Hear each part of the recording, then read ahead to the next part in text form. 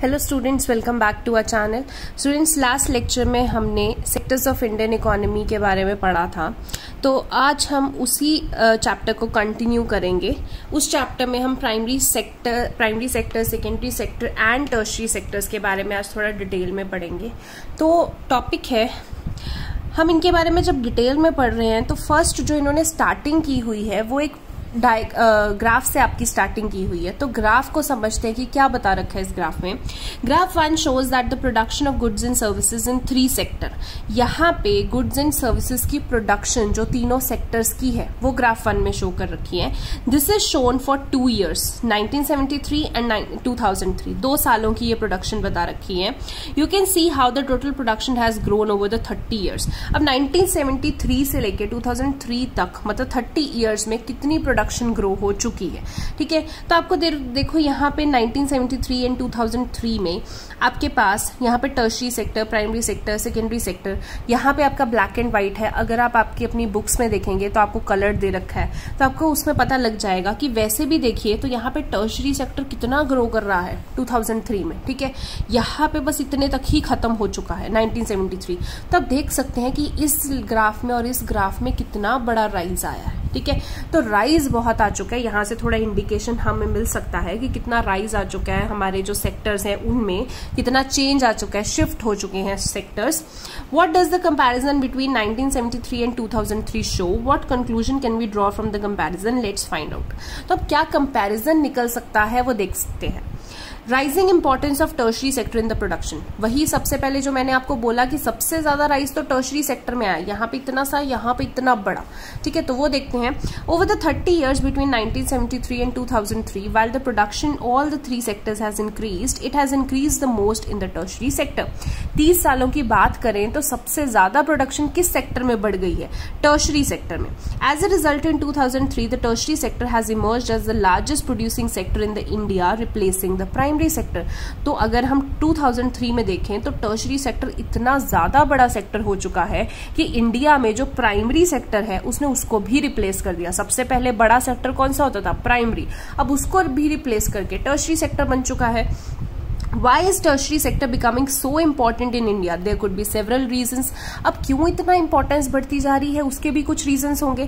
First, in any country several services such as hospitals, educational institutions, post, telegraph services, police station, courts, village administrative offices, municipal corporation, defence, transport, bank, insurance companies are required. मतलब हर एक country में ये सारी की सारी services required ही हैं। आपको भी पता है, आप डेली लाइफ में यूज करते होंगे। These can be considered as basic services. इन सारी सर्विसेज को हम क्या बोलते हैं? Basic services. In a developing country the government has to take responsibility for the provision of these services. जो भी कंट्री डेवलप हो रही है ये उस कंट्री की रिस्पॉन्सिबिलिटी है, उस कंट्री की गवर्नमेंट की रिस्पॉन्सिबिलिटी है कि उसके सिटीजन्स को वो ये सारी की सारी सर्विसेज प्रोवाइड करे।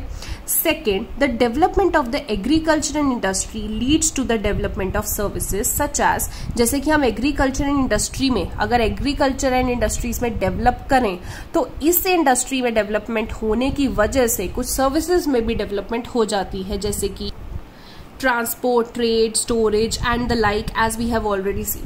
तो इन सब में भी आगे डेवलपमेंट हो जाएगी, ट्रांसपोर्ट में, ट्रेड में, स्टोरेज में। Greater the development of the primary and secondary sector, more would be the demand for such services. तो कहने का मतलब जितना primary and secondary sector develop करेगा उतना ही ज्यादा सर्विसेज की भी डिमांड होगी। ठीक है। Third, as the income levels rise certain sections of the people start demanding many more services like eating out, tourism, shopping, private hospitals, private schools, professional training. You can see this change quite sharply in cities, specially in big cities. तो हम देख सकते हैं कि जैसे लोगों की income बढ़नी शुरू हो जाती है, लोग क्या कहते हैं कि अब हमें बाहर भी खाना खाने जाना है, अब हमें घूमना भी है, शॉपिंग भी करनी है, हमें प्राइवेट हॉस्पिटल्स चाहिए, प्राइवेट स्कूल्स चाहिए, हमें प्रोफेशनल ट्रेनिंग चाहिए। ये सारी चीजें हम बड़े बड़े शहरों में देख सकते हैं। Fourth reason, over the past decade or so, certain new services such as those based on information and communication technology have become important and essential. The production of these services has been rising rapidly. In chapter 4 we shall see the examples of these new services and the reasons for their expansion. तो fourth reason क्या है कि पिछले past decade में हम देख सकते हैं कि कुछ नई सर्विसेज जो हैं जैसे कि इंफॉर्मेशन टेक्नोलॉजी के बेसिस पे वो बहुत ज्यादा बढ़ रही हैं। अब देखो, जब लोगों की इनकम बढ़ जाती है, अगर मैं आज के प्रेजेंट के हिसाब से बताऊं, अगर आप भी उससे कनेक्ट कर सको उस एग्जाम्पल से, तो जैसे हम आजकल आपने कंपनी का नाम सुना होगा अर्बन क्लैप। तो अर्बन क्लैप क्या है? एक कंपनी है जो आपको ऑनलाइन ऐप के थ्रू आप घर बैठे बैठे आप अपना एसी रिपेयर करा सकते हैं, आप इलेक्ट्रीशियन को बुला सकते हैं, प्लम्बर को बुला सकते हैं, आप सैलून सर्विसेज ले सकते हैं, आप क्लीनिंग सर्विसेज ले सकते हैं, आप कुछ भी करवा सकते हैं घर पे बैठे बैठे। अब देखो ये कहाँ से आया? ये एक सर्विस है, ये सर्विस प्रोवाइड कर रहे हैं, सर्विस प्रोवाइड कर रहे हैं, यानी कि ये टर्शरी सेक्टर से डील कर रहे हैं। अब पहले तो ऐसी जरूरत नहीं होती थी, पहले तो आपको कभी नहीं लगा ना कि अच्छा कोई ऐप डाउनलोड करोगे और आपके घर में अगर एक नल खराब हो गया है तो आप प्लम्बर भी उस ऐप से बुलाओगे, तो ये बड़ा ऑकवर्ड लगता है। बट आजकल देखो तो बहुत सारे लोग इन सर्विसेज को यूज कर रहे हैं कि आप प्लम्बर भी ऐप से बुला सकते हो, आप इलेक्ट्रीशियन भी ऐप से बुला सकते हो। तो क्या है, लोगों की इनकम जो है वो बढ़ रही है। अब लोगों को टाइम का कॉन्स्ट्रेंट आ चुका है। लोग कहते हैं कि हम पैसा देने को राजी हैं बट हमें पर्टिकुलर टाइम पे सर्विसेज चाहिए। तो अगर आप ऐप के थ्रू बुलाते हो तो उनका टाइम फिक्स्ड होता है। तो ये क्या है, टर्शरी सेक्टर की सर्विसेज बढ़ रही हैं। ये तभी बढ़ रही हैं अगर आपकी इनकम बढ़ रही है। लोग ऑनलाइन शॉपिंग करते हैं, पहले तो नहीं होती थी ऑनलाइन शॉपिंग। आज की डेट में क्या है, टाइम का कॉन्स्ट्रेंट है, पैसे का कॉन्स्ट्रेंट नहीं है, पैसे की कोई लिमिटेशन नहीं है। तो लोग ऑनलाइन शॉपिंग करने के लिए राजी है कि कौन मार्केट में जाएगा, इतना टाइम वेस्ट करेगा, तो घर पे बैठे बैठे आप शॉपिंग कर सकते हो। तो ये भी क्या है, एक टर्शरी सेक्टर की सर्विस है। तो आज की डेट में अगर हम इनकम देखें, इनकम के हिसाब से जो टर्शरी सेक्टर है वो बहुत ज्यादा राइज हो रहा है। However, you must remember that not all the service sector is growing equally well. Service sector in India employs many different kinds of people. At one end, there are limited number of services that employ highly skilled and educated workers. At the other end, there are very large number of workers engaged in services such as small shopkeepers, repair persons, transport persons, etc. अब इसमें भी उन्होंने बोला कि ऐसा नहीं है कि सर्विस सेक्टर हर तरीके से इक्वली ग्रो कर रहा है। सर्विस सेक्टर में भी डिफरेंट तरह की जॉब्स होती हैं। जैसे एक एंड में बात करें तो बहुत ही कम नंबर ऑफ सर्विसेज हैं जिसमें हाईली एजुकेटेड वर्कर्स एम्प्लॉय कर रखे हैं। मतलब सर्विसेज कम है बट जो उनको करने के लिए वर्कर चाहिए वो हाईली एजुकेटेड है। और एट द अदर हैंड अगर हम देखें तो बहुत लार्ज नंबर ऑफ वर्कर्स हैं जो कि कम स्किल्ड है, जैसे कि स्मॉल शॉपकीपर्स हैं, रिपेयर पर्सन्स हैं, ट्रांसपोर्ट पर्सन्स हैं, बट वो बहुत ही लार्ज नंबर में एम्प्लॉयड है। These people barely manage to earn a living and get they perform these services because no alternative opportunities for work are available to them. अब ये लोग जो हैं वो बहुत मुश्किल से अपनी रोजी रोटी चला पाते हैं बट उनके पास ऑप्शन नहीं है ये सर्विसेज परफॉर्म करने के लिए। जैसे आप किसी प्लम्बर को बुलाते हैं, इलेक्ट्रीशियन को बुलाते हैं, वो आपकी कॉल करने पे आ जाता है। अब उसकी कोई परमानेंट जॉब तो नहीं है, उसको नहीं पता कि उसको एक दिन में कितने लोग कॉल करेंगे, कितने लोगों के प्रॉब्लम आएगी और वो उसी को कॉल करके ठीक करवाएंगे। बट स्टिल वो काम कर रहे हैं, वो ये सर्विसेज प्रोवाइड कर रहे हैं क्योंकि उनके पास और काम करने की अपॉर्चुनिटीज नहीं है। Hence only a part of the sector is growing in importance. You shall read about this in the next section. So हम ये कह सकते हैं कि जो टर्शरी सेक्टर है वो हर तरीके से हर लोग नहीं ग्रो कर रहे हैं इस टर्शरी सेक्टर में।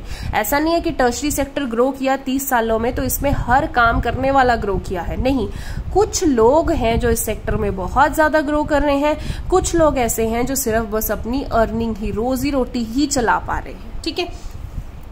Where are most of the people employed? अब हम देखना चाहते हैं कि लोग ज्यादातर कहाँ पे एम्प्लॉयड होते हैं, ज्यादातर किस सेक्टर में लोग नौकरी कर रहे हैं। Graph 2 presents percentage share of the 3 sectors in GDP. Now you can directly see the changing importance of sectors over the 30 years. अब अगर मैं ग्राफ 2 की बात करूं तो वो ग्राफ 2 क्या है?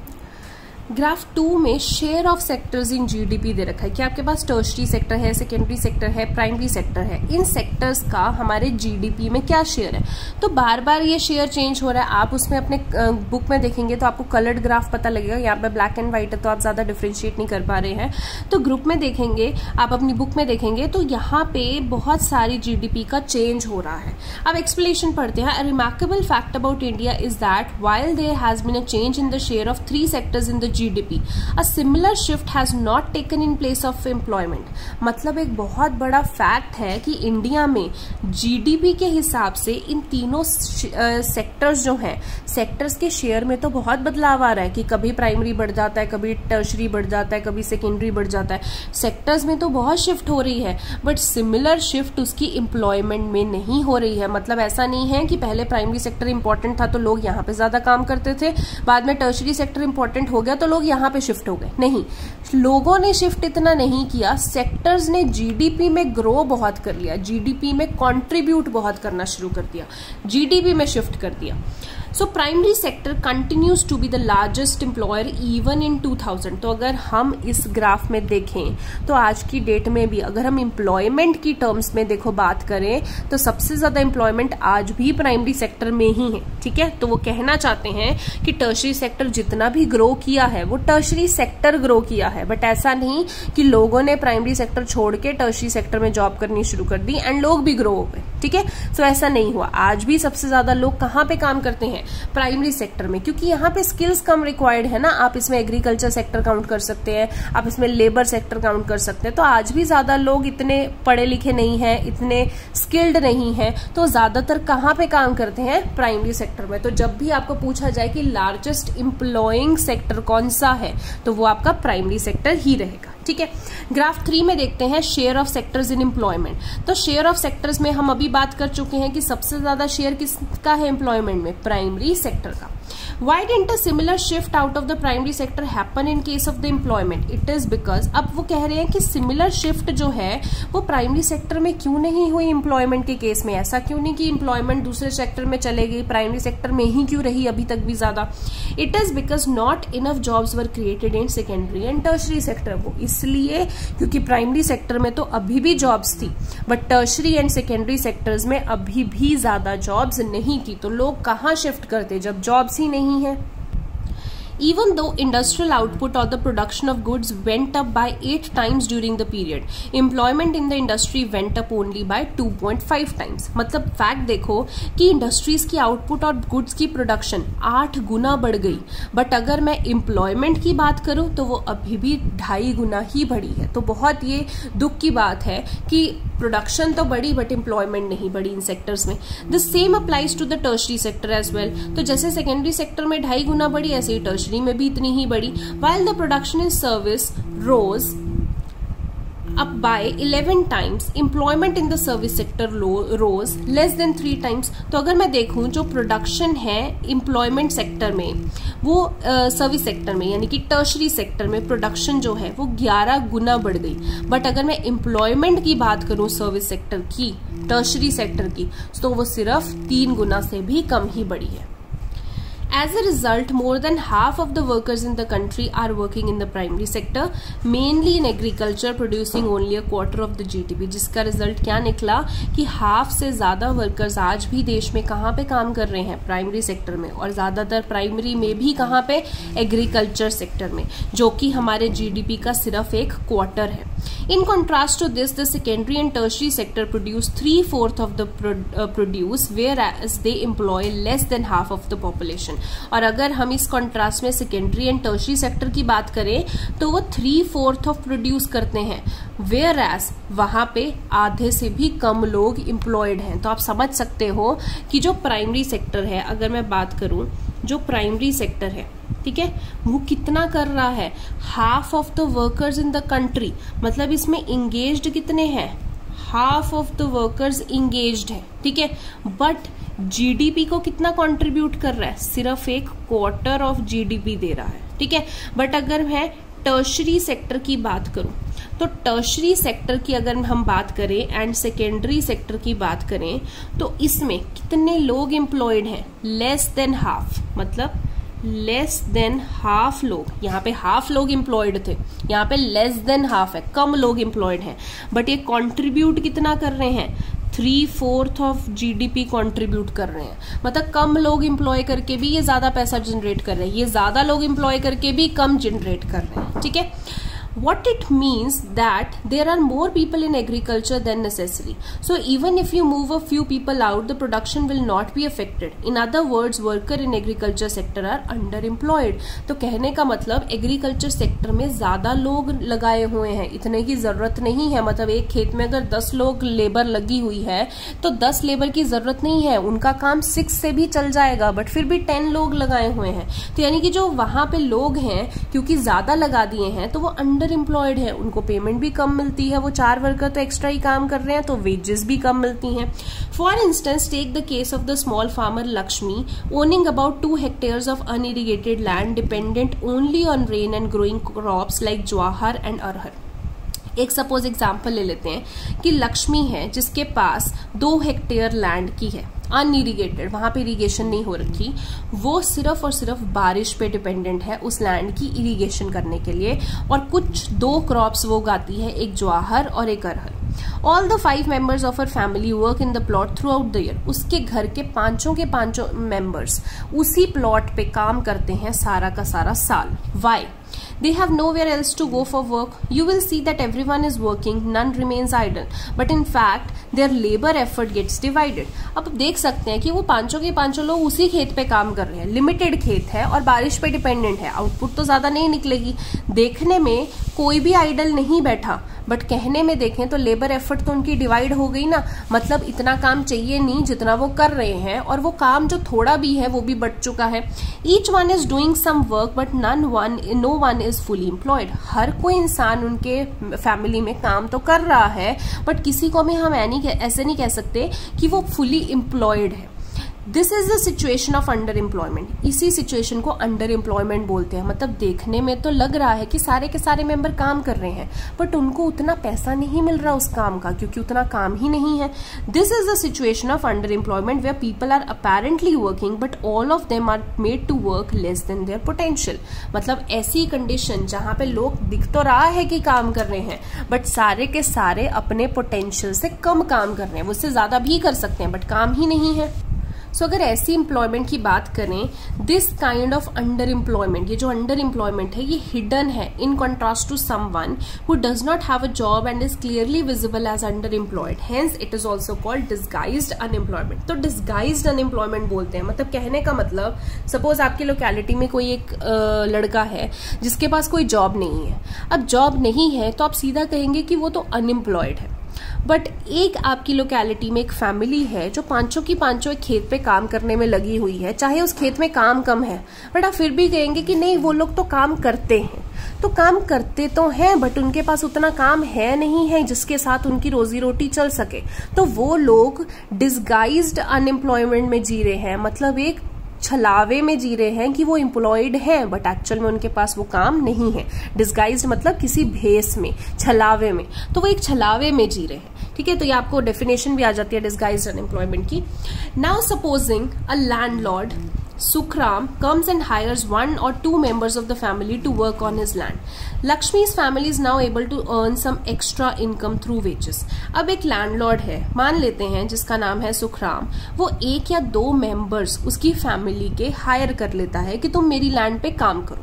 अब लक्ष्मी की जो फैमिली है वो अब कुछ ज्यादा पैसे अर्न कर सकती है क्योंकि उनको काम मिल चुका है.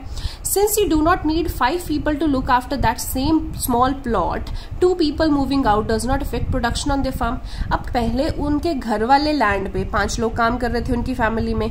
अब 5 लोग में से अगर 2 लोग चले भी गए, सुखराम के लैंड पे काम करने चले भी गए, फिर भी उनके घर वाली प्रोडक्शन पे कोई इफेक्ट तो पड़ा नहीं. 3 लोगों से भी काम चल सकता है. In the above example 2 people may move out to work in a factory.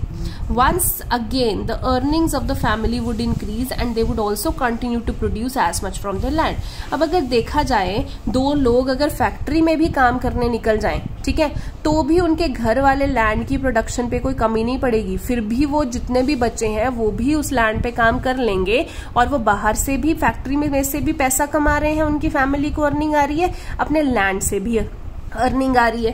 There are lakhs of farmers like Lakshmi in India. ऐसी ही स्टोरी जैसे मैंने आपको लक्ष्मी की बताई है, इंडिया में लाखों ऐसे फार्मर्स हैं। This means that even if you want to remove a lot of people from agriculture sector and provide them with proper work elsewhere, agriculture production will not suffer. मतलब कहने का मतलब, अगर हम एग्रीकल्चर सेक्टर में कुछ लोग निकालना भी चाहें ना और उनको कहीं और भी लगाना चाहें, तो एग्रीकल्चर प्रोडक्शन पे कोई असर नहीं पड़ेगा, क्योंकि प्रोडक्शन तब भी काम करेगी और बल्कि लोगों की इनकम बढ़ जाएगी। The incomes of the people who take up other work would increase the total family income. जो इनकम उन लोगों की बढ़ेगी जब वो बाहर जाके फैक्ट्रीज में काम करेंगे, उस वजह से उनकी फैमिली इनकम्स भी बढ़ जाएंगी। तो ये एक अच्छी ही बात है।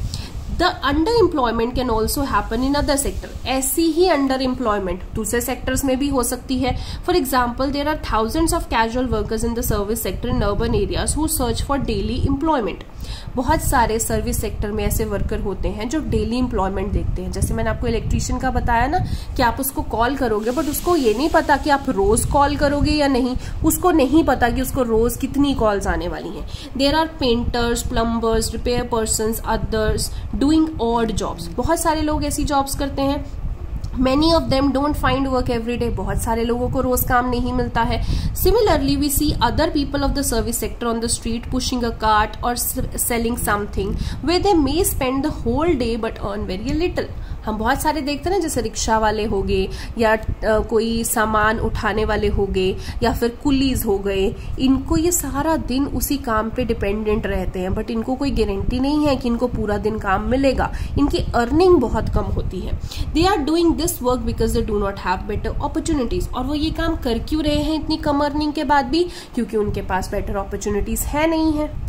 सो यही केस होता है कि ये प्रॉब्लम चल रही है primary, secondary and tertiary sector में, कि प्राइमरी सेक्टर में लोग बहुत काम कर रहे हैं बट उन लोगों के पास पैसा नहीं है।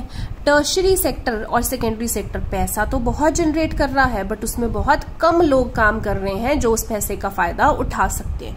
तो अभी तक हमने जो पढ़ा है कि कैसे कैसे primary, secondary and tertiary sector में लोग काम कर रहे हैं। ठीक है, सो आज के लेक्चर में इतना ही स्टूडेंट्स। बाकी का लेक्चर हम नेक्स्ट उसमें पढ़ेंगे। सो इसको अच्छे से पढ़िए प्लीज, लेक्चर्स को साथ साथ में ही देखिए। बहुत बच्चे हैं जो अभी भी लेक्चर्स को नहीं देख रहे हैं, प्लीज साथ साथ में देखिए और मेरे को डाउट्स पूछते रहिए। Thank you so much.